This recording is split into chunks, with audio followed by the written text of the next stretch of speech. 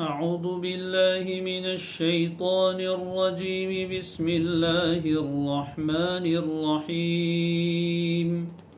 وإن أردتم استبدال زوج مكان زوج وآتيتم إحداهن قنطارا فلا تأخذوا منه شيئا أتأخذونه بهتانا وإثما مبينا وكيف تأخذونه وقد أفضى بعضكم إلى بعض وأخذن منكم ميثاقا غليظا ولا تنكحوا ما نكح آباؤكم من النساء إلا ما قد سلف إنه كان فاحشة ومقتا وساء سبيلا.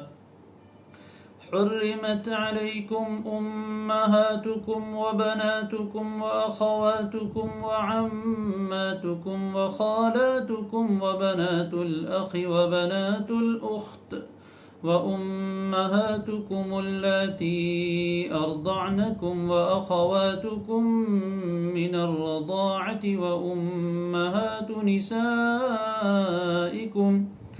وأمهات نسائكم وربائبكم اللاتي في حجوركم من نسائكم اللاتي دخلتم بهن فإن لم تكونوا دخلتم بهن فلا جناح عليكم وحلائل أبنائكم الذين من أصلابكم وأن تجمعوا بين الأختين إلا ما قد سلف إن الله كان غفورا رحيما.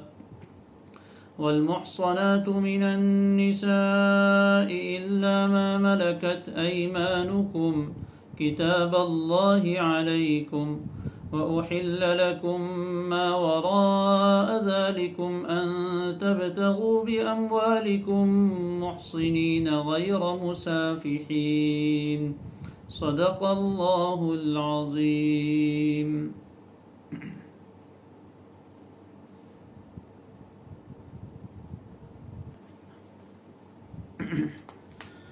جی، سورۃ النساء کی 19 آیتیں اس سے پہلے ہو چکی ہے. آخری آیت میں اللہ تبارک و تعالی نے یہ حکم فرمایا تھا وَعَاشِرُوهُنَّ بِالْمَعْرُوفِ، اور اے شوہروں تم اپنی بیویوں کے ساتھ بھلے طریقے سے اچھے انداز میں زندگی بسر کرو، رہن سہن اختیار کرو. پھر فرمایا تھا کہ اس حسن معاشرت میں یعنی آپسی اچھا سلوک کرنے میں جو رکاوٹ ہے یہ آپسی ناگواری ہے اور ایک دوسرے کو ناپسند کرنا ہے. تو اس کا حل بتایا تھا فَإِن كَرِهْتُمُوهُنَّ، اگر تم ان بیویوں کو ناپسند کرو کسی وجہ سے، ان کی کسی برائی کی وجہ سے، چاہے وہ خلقی اور پیدائشی ہو یا خلقی یعنی اخلاقی ہو، کسی وجہ سے اگر تمہیں بیویاں اچھی نہ بھی لگے تو اس کا مطلب یہ ہرگز نہیں ہے کہ تم اس کو چلتی کر دو، اس کو طلاق دے دو، نہیں، بلکہ اس کو نبھاؤ، اس کے ساتھ بھی گزر بسر کرو، حسن معاشرت اختیار کرو، اچھے انداز میں رہن سہن اختیار کرو، اچھے اخلاق سے پیش آؤ، صبر کا مظاہرہ کرو، اس لیے کہ عسیٰ ان تکرہوا شیئا ویجعل اللہ فیہ خیرا کثیرا، بہت ممکن ہے کہ تم کسی چیز کو ناپسند کرو اور اللہ نے اس میں بہت زیادہ خیر اور بھلائی رکھ دی ہو. تو جس بیوی کو تم کسی وجہ سے ناپسند کر رہے ہو سکتا ہے کہ اس میں اللہ نے تمہارے لیے بڑی بھلائی رکھی ہے، چاہے اس کے ذریعے سے اچھے اولاد ملے یا یہ کہ وہ اس کے ذریعے سے روزی میں برکت ہو یا یہ کسی فن کی ماہرہ ہو، یا اس میں ایک برائی ہے تو دوسری کوئی اچھائی بھی ہوگی. یہ آیت کریمہ عسیٰ ان تکرہوا شیئا ویجعل اللہ فیہ خیرا کثیرا اصل تو آئی ہے میاں بیوی کے ضمن میں، یعنی ان کے درمیان جو اچھا تعلق اور حسن معاشرت ہے اس کے ضمن میں. لیکن یہ ویسے بھی قاعدہ کلیہ بن سکتا ہے کہ زندگی میں انسان کو بہت ساری چیزیں ناگوار ہوتی رہتی ہے، لیکن اور اس کی وجہ سے انسان بہت سی مرتبہ مایوس ہو جاتا ہے اور نا امید ہو جاتا ہے، زندگی کے سہارے چھوڑ دیتا ہے۔ لیکن اگر یہ آیت اپنے سامنے رکھے کہ یہ چیز اگرچہ ہمیں ناگوار ہے لیکن اللہ نے اس میں ہمارے لیے خیر کثیر رکھی ہے۔ یہاں تو خصوصاً مردوں کو مخاطب کیا گیا ہے، لیکن میں خواتین سے بھی یہ بات بہت ہی ادب کے ساتھ عرض کرنا چاہوں گا کہ بعض مرتبہ اس کی الٹی صورت بھی ہوتی ہے۔ مردوں کو خاص طور پر مخاطب اس لیے کیا ہے کہ ان کے ہاتھ میں طلاق کا اختیار ہے، اگر انہیں بیوی اچھی نہیں لگے گی تو وہ طلاق دے کر چلتی کر دیں گے، اس لیے انہیں تو بطور خاص فرمایا گیا۔ لیکن بہت سی مرتبہ معاملہ اس کا الٹا ہوتا ہے کہ شوہر کو تو بیوی بہت اچھی لگ رہی ہے لیکن بیوی کو شوہر اچھا نہیں لگتا ہے، اس کو دیکھ کر ہی نفرت ہوتی ہے، ناگواری ہوتی ہے، کراہت ہوتی ہے، چاہے وہ اخلاقی اعتبار سے ہو یا شکل و صورت کے اعتبار سے ہو یا کسی اور وجہ سے ہو۔ تو اس صورت میں وہ بھی اس کے ساتھ اچھا رہن سہن اختیار نہیں کرتی۔ جس طرح مردوں کو حکم ہے کہ تم اپنی بیویوں کے ساتھ بھلے طریقے سے رہو، اسی طرح عورتوں کے لیے بھی حکم ہے کہ وہ بھی حسن معاشرت، اچھا رہن سہن، اچھا برتاؤ اختیار کرے، اس لیے کہ معاشرت باب مفاعلہ سے ہے عربی میں، اور عربی کا قاعدہ یہ ہے کہ باب مفاعلہ میں عموماً دو طرف سے فعل پایا جاتا ہے۔ تو میاں بیوی میں معاشرت ہوتی ہے آپسی رہن سہن، تو آپس کا مطلب دو طرف سے، تو شوہر ایک طرف سے اچھائی کرے اور بیوی برائی کرتی رہے تو یہ آپس کا معاملہ نہیں ہوا۔ شوہر کو بھی بیوی کے ساتھ اچھا برتاؤ کرنا ہے، بیوی کو بھی شوہر کے ساتھ اچھا برتاؤ کرنا ہے۔ اگر ان دونوں میں سے کسی ایک کو ناگواری ہو تو دونوں کو یہ بات یاد رکھنی چاہیے۔ مردوں کا تو بیان ہو چکا، اب عورتوں کو اگر کوئی اپنا شوہر اچھا نہیں لگتا ہے کسی وجہ سے تو وہ بھی اس بات کو ذہن میں رکھے کہ تم کسی چیز کو ناپسند کر رہے ہو اور اللہ نے اس میں تمہارے لیے خیر کثیر رکھ دی ہو، اللہ نے اس میں خیر کثیر رکھ دی ہو، تو تم کسی شوہر کو، اپنے شوہر کو ناپسند کر رہی ہو کسی وجہ سے، تو اس کی وجہ سے یہ ضروری نہیں ہے کہ تم اس سے الگ ہونے کی بات کر لو اور خلا لینے کی بات کرو، یا کہ اس کے ساتھ رہنا ہی نہیں ہے، لڑائی جھگڑے کرتے رہو، بلکہ اس کی کوئی عادت بری ہے تو اس میں کوئی اچھائی بھی ہے، اس کی اچھائی تلاش کر کے اس کو اپنے سامنے رکھو تو زندگی خوشی سے گزرے گی۔ اس لیے حسن معاشرت کا ایک بہت سنہرا اور بہت گولڈن رول ہے، اس کو اپنے سامنے رکھنا چاہیے کہ نکاح کے بعد میاں بیوی میں سے ہر ایک یہ اپنی سوچ بنا لے، شوہر یہ سوچے کہ میری بیوی دنیا کی عورتوں میں سب سے اچھی، اور بیوی یہ سوچے کہ میرا شوہر دنیا کے مردوں میں سب سے اچھا، تو زندگی اچھی گزرتی ہے۔ اگر نظر ادھر ادھر رہے گی تو کبھی بھی زندگی میں خوشیاں نہیں آ سکتی۔ تمہیں اگر کوئی چیز ناگوار ہے تو اس کی اچھی بات دیکھو اور اس پر اللہ کا شکر ادا کرو اور اس کو اپنے سامنے رکھ کر زندگی گزارو، اس لیے کہ زندگی تو اسی کے ساتھ گزارنی ہے۔ کسی اور کو اچھا سمجھیں گے تو یہ زندگی بھی بیکار ہوگی، وہ تو ملنے سے رہی یا وہ تو ملنے سے رہا۔ اس لیے اس آیت کو اپنے سامنے رکھنا چاہیے کہ کوئی چیز ہمیں اگر ناگوار ہے تو صبر و شکر سے کام لے، جو اچھائی ہے اس کو اپنے سامنے رکھے کہ چلو یہ نہیں ہے لیکن دوسری چیز تو اچھی ہے، کوئی دوسرے میں یہ خوبی ہوگی تو ہو سکتا ہے اس میں کوئی دوسری خامی ہو، اس لیے کہ ہر عیب سے پاک تو اس دنیا میں ہمارے جیسے انسان نہیں، وہ تو انبیاء علیہ الصلوۃ کی ذات معصوم ہے اور اللہ ہر عیب سے پاک ہے۔ باقی ہر انسان میں کچھ اچھائی بھی ہوتی ہے، کچھ برائی بھی ہوتی ہے، تو اگر برائی کو اپنے سامنے رکھ کر زندگی گزاریں گے تو ایسا لگے گا کہ دنیا میں سب سے دکھی، سب سے پریشان میں ہوں، اور اگر اچھائی کو سامنے رکھ کر زندگی گزاریں گے، برائی کو اگنور کریں گے، نظر انداز کریں گے تو اچھی زندگی گزرے گی۔ واقعہ ایک سنا تھا، اچھی بات ہے، ہوا یوں کہ ایک مرد تھا جو شکل و صورت کا بہت اچھا نہیں تھا، رنگ اس کا بڑا سانولا تھا اور شکل صورت بھی زیادہ اچھی نہیں تھی۔ اس کا نکاح ہو گیا ایسی عورت سے جو حور پری تھی، بہت زیادہ خوبصورت تھی۔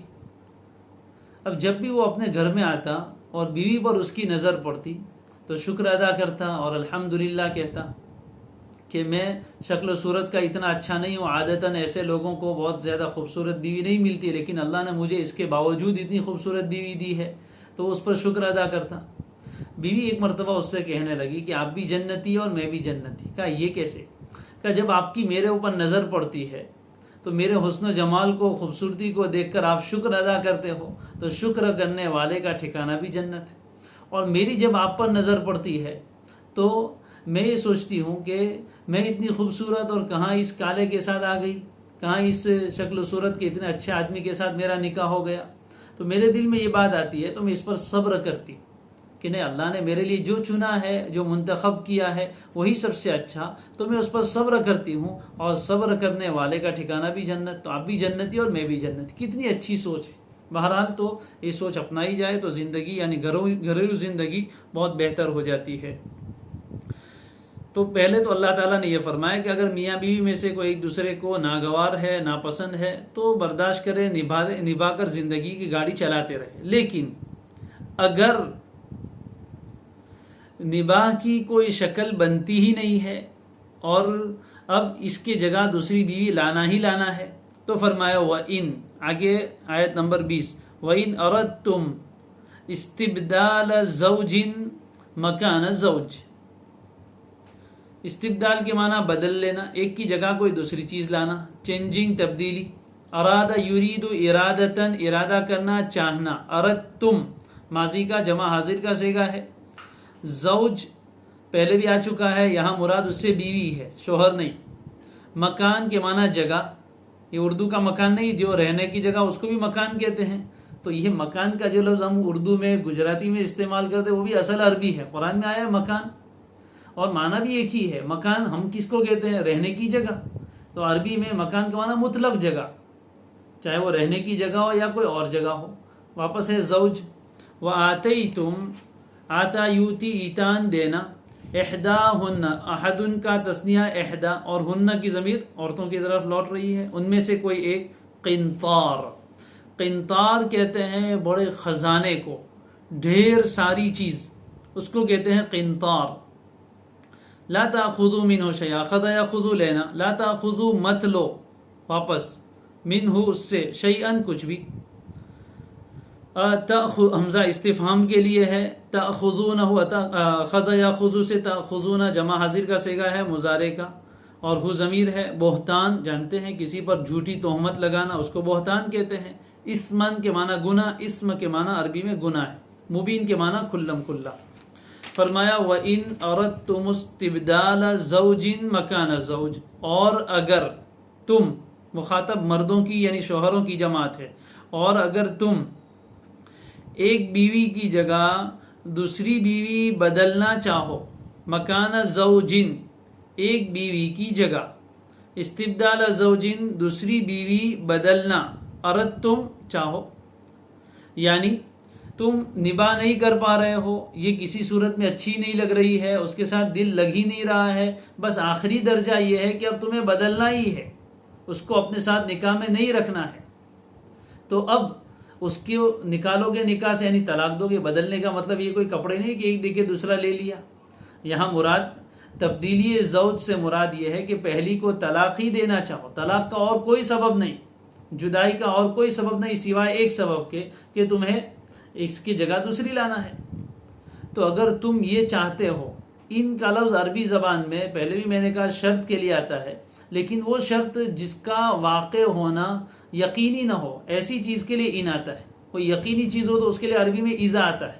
یہاں بھی کہا یعنی ایسا ہونا تو نہیں چاہیے، لیکن مان لو کہ اگر کرنا ہی ہے کہ ایک بیوی کی جگہ تمہیں دوسری بیوی لانا، یعنی پہلی کو طلاق دینا ہے اور اس کی جگہ دوسری سے نکاح کر کے اس کو اپنی بیوی بنانا ہے، تو اس صورت میں کیا کرنا ہے؟ اس کو فرما رہے وَإِنْ أَرَدْتُمُ اسْتِبْدَالَ زَوْجٍ مَكَانَ زَوْجٍ، اور اگر تم ایک بیوی کی جگہ دوسری بیوی بدلنا ہی چاہو.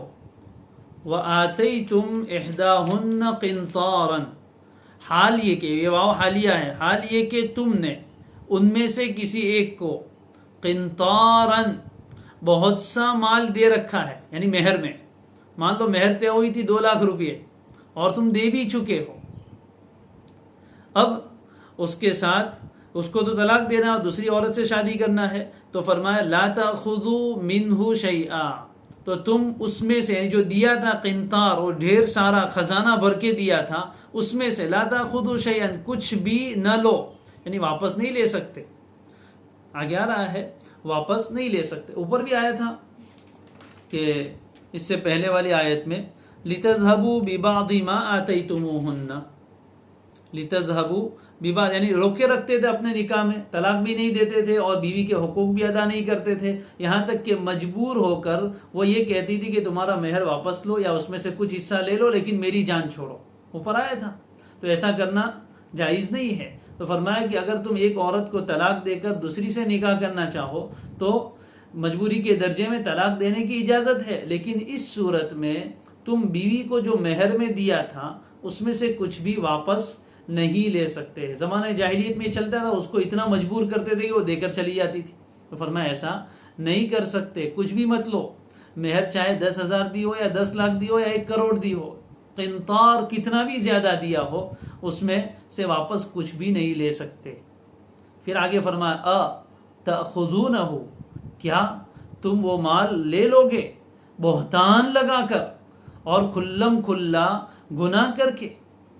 اس سے پہلے والی آیت میں بھی آیا تھا کہ بیوی سے مہر واپس اس وقت لے سکتے ہیں جبکہ بیوی نے کوئی بدکاری کی ہو، کھلم کھلا اس نے کوئی بے حیائی کا کام کیا ہے جس کی وجہ سے شوہر اب اس کو اپنے نکاح میں رکھنا نہیں چاہتا. تو ایسی صورت میں تو اجازت ہے کہ اس سے خلا کروایا جائے، یعنی وہ کچھ مال دے کر اپنی جان چھڑوا لے.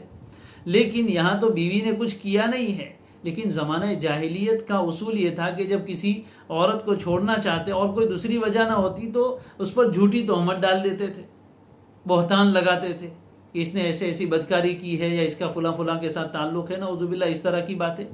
تو جب یہ بات اگر بیوی کے پاس تم مال لے رہے ہو تو پس پردہ خفیہ طور پر یہ میسج سماج میں جائے گا کہ یقیناً یہ عورت نے کوئی بد چلنی کی ہے، کوئی بدفعلی کی ہے جس کی وجہ سے شوہر اس کو مال لے کر چھوڑ رہا ہے. تو تم اس طرح اگر مال ان سے لے کر پھر عورت کو طلاق دو گے تو لوگوں تک یہ بات پہنچے گی، تو یہ گویا کہ اپنی بیویوں پر بہتان اور کھلم کھلا گناہ کا ارتکاب ہو. کیا تم ایسا گناہ کر کے اور بہتان لگا کر ان سے مال لے لو گے؟ یعنی نہیں لے سکتے. یہ استفہام انکاری ہے. اتأخذونہ میں جو استفہام سوال ہے یہ سوال انکار کے لیے ہے. کیا تم میرے ساتھ ایسا کرے گا؟ یعنی تم میرے ساتھ ایسا نہیں کر سکتا. اسی طرح کیا تم لے لو گے؟ یعنی تم نہیں لے سکتے، منع کیا گیا. اس آیت میں ایک لطیفہ ہے کہ حضرت عمر رضی اللہ، اصل میں مہر کا مسئلہ ہے کہ مہر کتنی ہونی چاہیے، بہت زیادہ ہونی چاہیے یا بالکل کم ہونی چاہیے. اعتدال کا راستہ بہتر ہے. اور بعض روایتوں میں نبی اکرم صلی اللہ علیہ وسلم نے فرمایا اعظم النکاح برکتاً ایسرہ مؤونتاً، سب سے زیادہ برکتی نکاح وہ ہے جس میں خرچ بہت کم ہے، نہیں مہر بہت زیادہ لمبا چوڑا نہ رکھا گیا ہو. ظاہر ہے کہ مہر بہت زیادہ مقدار میں ہوگا تو اس صورت میں نکاح کرنے والے پیچھے ہٹیں گے، اس لیے کہ سب کے پاس اتنا مال نہیں ہوتا. اور مہر کی مقدار کم ہو تو ایسی صورت میں آسانی سے لوگوں کے نکاح ہو جاتے ہیں. حضرت عمر رضی اللہ تعالیٰ عنہ نے اپنے زمانے میں یہ لوگوں کو فرمایا کہ عورتوں کے مہر بہت زیادہ بڑھا چڑھا کر نہ رکھو، منع فرمایا. اور گویا اپنے حکومت کے اعتبار سے یہ قانون بنانا چاہا کہ مہر کی مقدار بہت زیادہ نہیں ہونی چاہیے، کم ہونی چاہیے. اور وہ فرمایا بھی کرتے تھے کہ اگر زیادہ مہر کا ہونا کوئی بہت عزت کی بات ہوتی تو اللہ کے نبی صلی اللہ علیہ وسلم کی ازواج مطہرات اس کی زیادہ حقدار تھی یا حضور کی صاحبزادیاں اس کی زیادہ حقدار تھی، لیکن دیکھو ان کا مہر کتنا تھا. تو اس لیے وہ یہ اصول بنانا چاہتے تھے. حضرت عمر رضی اللہ تعالیٰ عنہ نے جب یہ قاعدہ بنانا چاہا تو ایک بڑھیا کھڑی ہوئی. عورتوں کا علم اور ان کا قرآن کے ساتھ تعلق دیکھیے. ایک بڑھیا کھڑی ہوئی اور کہنے لگی عمر تمہاری بات ماننا زیادہ ضروری ہے یا قرآن کی بات؟ حضرت عمر نے کہا قرآن کی بات، میں کون ہوتا ہوں قرآن کے مقابلے میں؟ تو انہوں نے یہ آیت پڑھی وَآتَيْتُمْ إِحْدَاهُنَّ قِنْطَارًا. اللہ فرماتے کہ تم نے ان میں سے کسی کو ڈھیر سارا مال دیا ہو، خزانہ بھی دیا ہو، تب بھی اس میں سے واپس نہ لو. تو آیت سے اشارہ ملا کہ مہر میں ایک خزانہ بھی دے سکتے ہیں. حضرت عمر رضی اللہ تعالیٰ عنہ نے فوراً رجوع کیا اپنی بات سے، ممبر پر آ کر کہا کہ سب لوگ عمر سے زیادہ جاننے والے. کیا تواضع تھی، سب لوگ عمر سے زیادہ علم والے ہیں کہ میری نظر اس آیت پر پڑی نہیں اور یہ بات مجھے سجائی نہیں دی لیکن اس بڑھیا کو سجائی دی. بہرحال ان کی بات مانی اور انہوں نے یہ اصول ہٹا دیا. یہ الگ بات ہے کہ پھر مہر کتنا ہونا چاہیے. ہمارے یہاں اس میں افراط و تفریط ہے. ہمارے یہاں مہر اتنا کم رکھ رہے ہیں آج کل لوگ. نکاح پڑھانے کی نوبت آتی ہے کوئی 2,000 کوئی 5,000 کوئی 10,000 اور شادی میں خرچہ دنیا بھر کا کرتے ہیں اور مہر اتنا ہی. اصل میں مہر کی حیثیت ہی معلوم نہیں ہے. مہر کم رکھتے ہیں پھر اس کے ساتھ سونا بھی دیتے ہیں. تو بھائی اس کو مہر میں شامل کرو تاکہ مہر فاطمی تک تمہاری مقدار پہنچ جائے. 2 تولہ سونا بھی دیتے ہیں تو تقریباً ₹1,00,000 کے قریب ہو گیا اور اس کے ساتھ کچھ نقد رقم بھی دیتے ہیں. تو نقد رقم کو تو مہر میں شمار کرتے ہیں اور سونے کو مہر میں شمار نہیں کرتے. وہ ایسے ہی اس کو ہمارے یہاں بولتے ہیں سماج میں چڑھایا ہے سونا. اب اس میں بھی پھر بہت جھمیلے ہیں. خیر وہ سب مسائل کی ڈیپ میں جانا نہیں چاہتا ہوں کہ صرف پہنا دیتے ہیں شادی کے دن پھر واپس لے لیتے ہیں. پتہ نہیں کیا کیا صورتیں چلتی ہے اپنے سماج میں. جو چلتا ہو علماء کرام سے اس کی رہنمائی لینی چاہیے. تو اتنا کم بھی نہ ہو کہ عورت کی کوئی ویلیو ہی نہیں ہے. 2-5 ہزار روپے میں آج کیا آتا ہے. تو مہر اتنی مقدار ہونی چاہیے کہ کم از کم لگے کہ کچھ عورت کی ویلیو ہے. اور عرب میں مہر اتنا زیادہ ہے کہ لوگوں کے نکاح نہیں ہو رہے.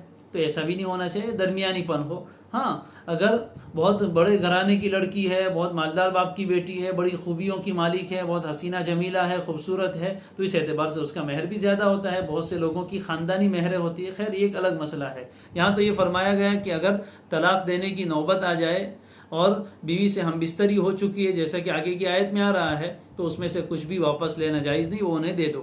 وَكَيْفَ تَأْخُذُونَهُ وَقَدْ أَفْضَى بَعْضُكُمْ إِلَى بَعْضٍ وَأَخَذْنَ مِنْكُمْ مِيثَاقًا غَلِيظًا. فرما رہے ہیں وَكَيْفَ تَأْخُذُونَهُ, تعجب ہے.